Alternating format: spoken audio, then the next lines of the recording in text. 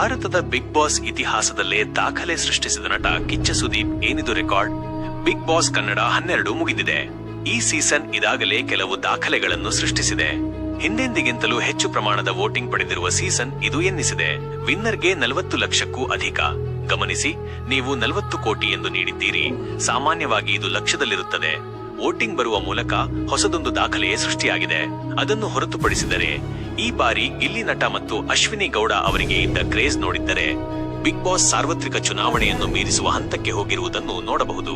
ಸ್ಪರ್ಧಿಗಳ ಪರವಾಗಿ ಖುದ್ದು ರಾಜಕಾರಣಿಗಳೇ ಅಖಾಡಕ್ಕೆ ಇಳಿದಿದ್ದರು ಎಂದರೆ ಬಿಗ್ ಬಾಸ್ ಯಾವ ಪರಿಯಲ್ಲಿ ಜನರನ್ನು ಮೋಡಿ ಮಾಡಿದೆ ಎನ್ನುವುದು ಕೂಡ ಸ್ಪಷ್ಟವಾಗುತ್ತದೆ. ದಾಖಲೆ ಬರೆದ ಕಿಚ್ಚ. ಇದು ಬಿಗ್ ಬಾಸ್ ದಾಖಲೆಯಾದರೆ ಈ ಶೋ ನಡೆಸಿಕೊಡ್ತಿರೋ ಕಿಚ್ಚ ಸುದೀಪ್ ಅವರು 12ನೇ ಸೀಸನ್ ಮುಕ್ತಾಯದ ಬಳಿಕ ದಾಖಲೆ ಸೃಷ್ಟಿಸಿದ್ದಾರೆ. 2013ರಲ್ಲಿ ಬಿಗ್ ಬಾಸ್ ಕನ್ನಡ ಕಾರ್ಯಕ್ರಮದ ಮೊದಲ ಸೀಸನ್ನಿಂದಲೇ ಕಿಚ್ಚ ಸುದೀಪ್ ಅವರು ಬಿಗ್ ಬಾಸ್ ಫ್ರಾಂಚೈಸಿಯಲ್ಲಿ ವಿಶಿಷ್ಟ ಸ್ಥಾನವನ್ನು ಪಡೆದುಕೊಂಡಿದ್ದಾರೆ. ಹಿಂದಿ, ತಮಿಳು, ತೆಲುಗು ಮತ್ತು ಮಲಯಾಳಂನಂತಹ ಭಾರತದ ಬಿಗ್ ಬಾಸ್ನ ಇತರ ಭಾಷಾ ಆವೃತ್ತಿಗಳಿಗಿಂತ ಭಿನ್ನವಾಗಿ ಸುದೀಪ್ ಅವರೇ ಸುದೀರ್ಘ ಅವಧಿಯವರೆಗೆ ಈ ಶೋ ನಡೆಸಿಕೊಟ್ಟಿದ್ದಾರೆ. ಬಿಗ್ ಬಾಸ್ ಕನ್ನಡವು ತನ್ನ ಪ್ರತಿಯೊಂದು ಸೀಸನ್ನಲ್ಲೂ ಕಾರ್ಯಕ್ರಮವನ್ನು ಮುನ್ನಡೆಸಲು ಸುದೀಪ್ ಅವರನ್ನು ಮಾತ್ರ ಅವಲಂಬಿಸಿದೆ. ಈ ನಿರಂತರ ಸಹಯೋಗವು ಅವರನ್ನು ಸತತ 12 ಸೀಸನ್ಗಳಿಗೆ ಒಂದೇ ಪ್ರಾದೇಶಿಕ ಆವೃತ್ತಿಯನ್ನು ಮುನ್ನಡೆಸುವ ಏಕೈಕ ಭಾರತೀಯ ಬಿಗ್ ಬಾಸ್ ನಿರೂಪಕ ಎಂದು ಗುರುತಿಸಿದೆ.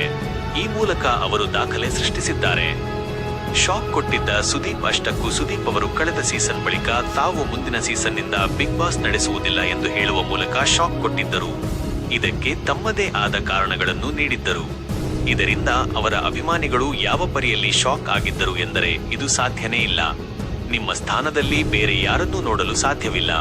ನೀವೇ ಬೇಕು ಎಂದರೂ ಸುದೀಪ್ ಮಾತ್ರ ಅದು ಸಾಧ್ಯವೇ ಇಲ್ಲ ಎಂದಿದ್ದರು. ಫ್ಯಾನ್ಸ್ ಖುಷ್.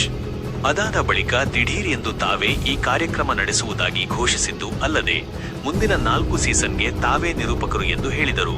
ಈ ಮೂಲಕ ಅಭಿಮಾನಿಗಳನ್ನು ಫುಲ್ ಖುಷ್ ಮಾಡಿದ್ದರು. ಇದೀಗ ದಾಖಲೆ ಸೃಷ್ಟಿಸಿದ್ದಾರೆ. ಇದೇ ತರಹದ ಮನೋರಂಜನೆ ಸುದ್ದಿಗಳಿಗಾಗಿ ನಮ್ಮ ಚಾನೆಲ್ ಅನ್ನು ಈಗಲೇ ಸಬ್ಸ್ಕ್ರೈಬ್ ಮಾಡಿ. ಧನ್ಯವಾದಗಳು.